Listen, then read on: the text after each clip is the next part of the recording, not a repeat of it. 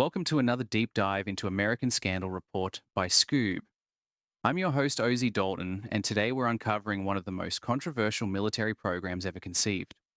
A story of good intentions, devastating consequences, and the human cost of social engineering during wartime.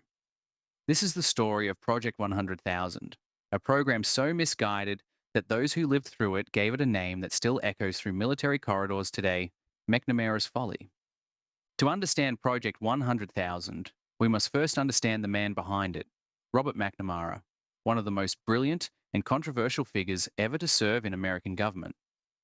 Picture this: it's the 1940s, and a group of young, brilliant minds are revolutionizing military logistics during World War II. They called themselves the Whiz Kids, and McNamara was their star. These weren't your typical military minds. They were pioneers of numerical operations management, turning warfare into spreadsheets, logistics into algorithms. When the war ended, Henry Ford Jr., fresh in control of Ford Motors, recognized something special in these men. He hired the entire group, betting the future of his company on their data-driven approach. McNamara didn't just succeed at Ford, he transformed it.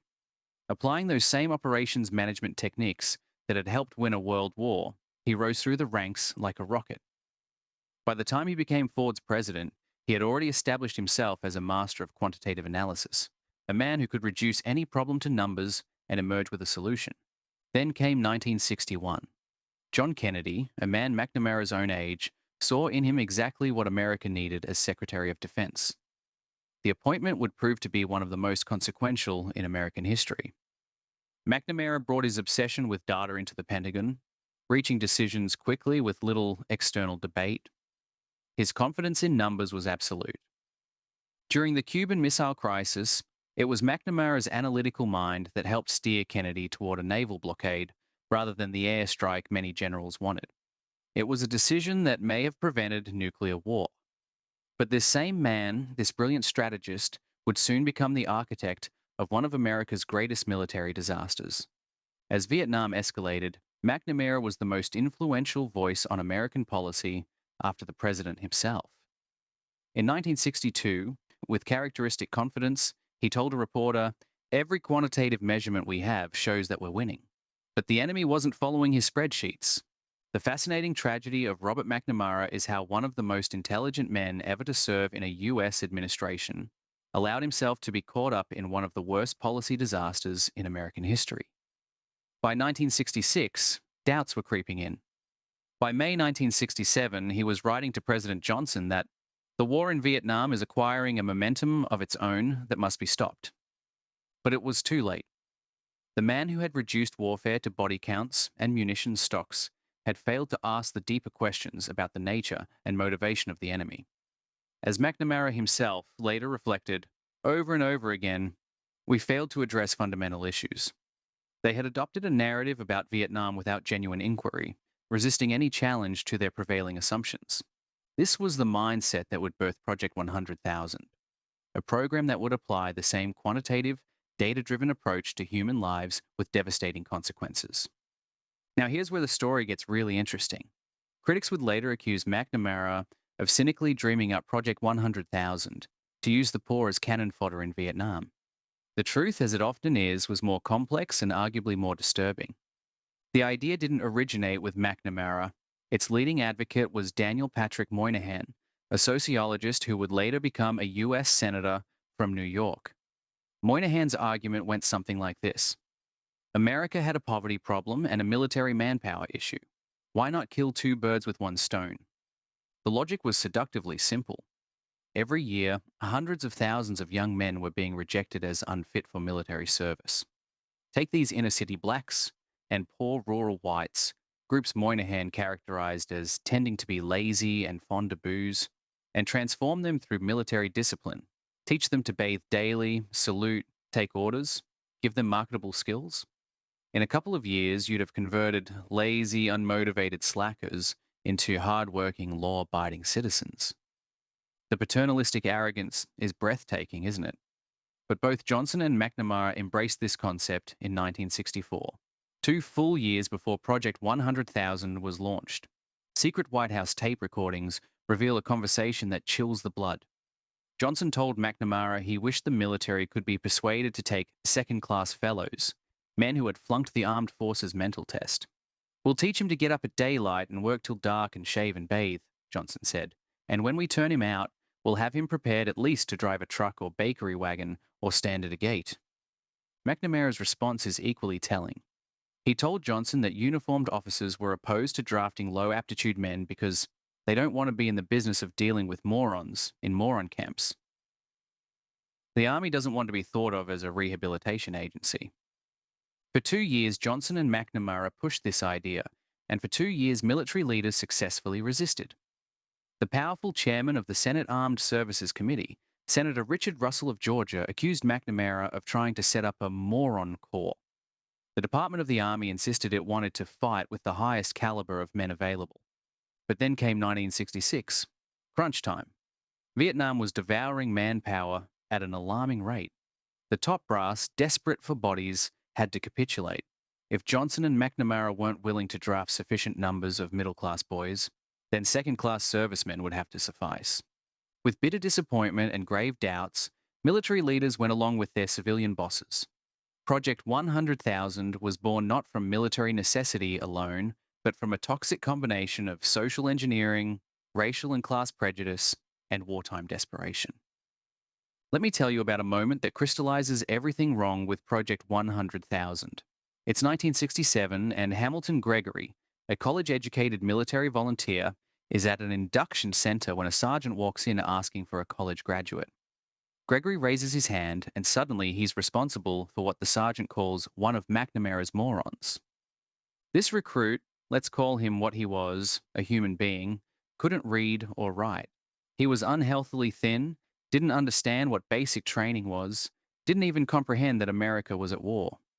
Gregory found himself making this man's bed, tying his shoes, watching as he became terrified and confused when shouted at by superiors. On the rifle range, this recruit was so dangerous, he was permanently assigned to kitchen patrol. This wasn't opportunity. This was exploitation disguised as social uplift. McNamara had predicted Project 100,000 would enlist 150,000 men annually, starting with 40,000 in the first year. Reality? They got 49,000, and McNamara announced to the public that the program was exceeding beyond even our most hopeful expectations. The man who built his career on data analysis was either deluding himself or deliberately misleading the public. The statistics tell a horror story. While 94.6% of Project 100,000 recruits completed basic training compared to 97.5% of regular recruits, many struggled terribly afterward, particularly with remedial reading courses. Training these men cost enormous amounts of time and money, and weighed down other recruits who were forced to wait while Project 100,000 soldiers received extra attention. Despite official Department of Defense reports claiming 90% of these men were receiving supervisory evaluations, ranging from good to excellent, other reports revealed widespread cheating. Recruiters fudged tests and screenings. Non-Project 100,000 soldiers took physical tests in place of the recruits who couldn't pass them. The system was rigged to show success where none existed. The military assignments tell the real story. The Army was forced to take 25% of its recruitment quota from Project 100,000. The Marines took 18%. The Navy and Air Force each took 15%. These men were assigned to infantry and artillery, food service, supply, motor transport, administration, equipment repair, wire communications, combat engineering, and military police. Here's the devastating truth. Around 40% of Project 100,000 recruits received combat assignments, and 37% of that group fought as infantry in Vietnam. Between October 1966 and December 1971, 354,000 men served under this program. Their average age was 20. About 55% volunteered, the rest were drafted. These weren't just numbers on McNamara's spreadsheets. These were sons, brothers, fathers, human beings whose lives were about to be forever altered by a program that treated them as expendable social experiments. What happened when these men reached Vietnam reveals the true moral bankruptcy of Project 100,000. The casualty statistics are damning. Project 100,000 soldiers died at nearly twice the rate of other American troops. They were consistently assigned to combat roles, 83% compared to 62% of standard recruits. but the raw numbers don't capture the human reality. Listen to this veteran's account. The sad thing about Project 100,000 was the way they were exploited, the way they were used. The lifers referred to them as McNamara's morons and used them as minesweepers and point men on patrol. A lot of them couldn't even read a map or understand the skills needed to stay alive. Think about that for a moment. Men with limited cognitive abilities who couldn't read a map were deliberately placed in the most dangerous positions. They became human mine detectors, walking point for patrols where the first person was most likely to trigger an ambush or step on an explosive device. Another veteran's testimony is even more chilling. They would get assigned to the combat arms and be used as bullet catchers. The military does not care if a man is smart. What it cares about is if he can be trained to be violent and controllable. Bullet catchers. That's what these men became. Human shields for a war machine that had run out of middle-class bodies to feed into the meat grinder of Vietnam. The racial demographics make this even more disturbing. While Black Americans represented 11% of the US population, they made up 41% of Project 100,000 recruits. This wasn't equal opportunity. It was disproportionate sacrifice imposed on America's most marginalized communities. The educational disparities were staggering. 40% of Project 100,000 draftees hadn't completed even ninth grade, compared to just 9% of other military personnel. A full 37% read below a sixth grade level. These men were sent to fight a complex guerrilla war in a foreign country where survival often depended on quick thinking and the ability to process complex information rapidly. The dehumanization was complete. The derogatory nickname McNamara's morons wasn't just cruel. It reflected how these men were viewed by the military establishment that was supposed to train and protect them. They were seen not as soldiers to be developed, but as expendable resources to be consumed. Veterans' accounts reveal systematic exploitation. These men were assigned to sweep for mines not because they were expendable in theory, but because they were treated as expendable in practice. They walked point on dangerous patrols. They were given the most hazardous assignments. Many couldn't understand the tactical situations they found themselves in, making them even more vulnerable. The program promised these men training and opportunity. What they got was a disproportionate chance of dying in a jungle thousands of miles from home, often without fully understanding why they were there. So what happened after Project 100,000? What lessons did America learn from this devastating social experiment? The answer might surprise you, and not in a good way. Politically, Project 100,000 became a symbol of everything wrong with the Vietnam era. The intersection of military necessity, social engineering, and institutional racism wrapped up in a package of bureaucratic doublespeak.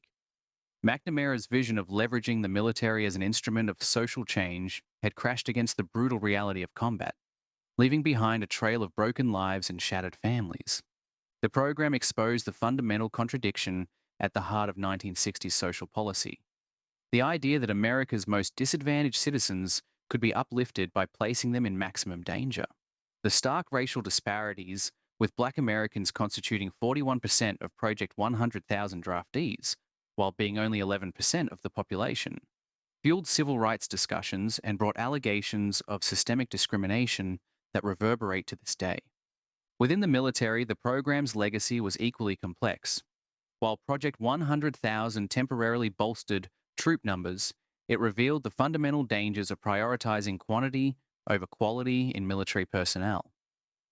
The elevated casualty rates among these soldiers served as a tragic indictment of the program's operational flaws and the military's failure to adequately protect the men placed in its care. Military officials faced immense difficulties integrating recruits who lacked the necessary cognitive skills and educational background for effective training and combat readiness. The internal discord created by the program, symbolized by that cruel nickname McNamara's morons, damaged unit cohesion and combat performance in ways that lasted far beyond the program's official end. But here's the truly troubling part. The failure of Project 100,000 did lead to important changes in military policy, but it also raised questions about whether America truly learned the right lessons. The program's aftermath spurred a re-evaluation of draft policies and contributed to the transition toward an all-volunteer force in the 1970s. This shift reduced reliance on compulsory service and allowed for more selective recruitment practices aligned with operational demands. The military establishment emerged from the experience with a renewed commitment to maintaining rigorous cognitive and physical requirements to ensure combat readiness and troop safety. Project 100,000 served as a cautionary lesson against lowering enlistment criteria purely for numeric gain without addressing underlying training and support needs. But was this lesson fully absorbed? In 2003, the United States invaded Iraq. Once again, as McNamara himself noted, America seemed to have difficulty learning from its experience in Vietnam. The broader political discourse around Project 100,000 made it a symbol of the unintended consequences of well-intentioned social engineering through military channels. Critics argued it exposed structural inequalities by placing minority and disadvantaged Americans at far greater risk without delivering the promised benefits of education and social mobility. Yet the fundamental questions raised by Project 100,000 remain relevant today. How should governments balance social welfare goals with military imperatives? What are the ethical limits of using military service as a vehicle for social change? When is it acceptable to place society's most vulnerable members at disproportionate risk? The program's legacy informed ongoing debates about military recruitment, but it also serves as a reminder of how institutional prejudices can masquerade as progressive social policy. The paternalistic assumptions that drove Project 100,000, the belief that poor minorities needed military discipline to become productive citizens, reflected deep-seated biases that the program's failure did little to address. As we close this chapter on Project 100,000, one truth is impossible to ignore. This wasn't just a flawed policy, it was a human tragedy. Robert McNamara's belief that lives could be reduced to data turned thousands of vulnerable young men into expendable numbers. Promised opportunity, they were instead sent into maximum danger, dying at twice the rate of their peers. These men were not failures. They were sons, brothers, and citizens, used in a social experiment that confused good intentions with moral authority. Project 100,000 stands as a warning of what happens when power operates without empathy, and policy forgets the people it claims to serve. But here's the question history still hasn't answered. How much did the government know, and when did it know it? To uncover the documents, decisions, and voices left out of the official record, download the Skoob app now and get access to the full story. Because behind every statistic is a life, and some stories refuse to stay buried.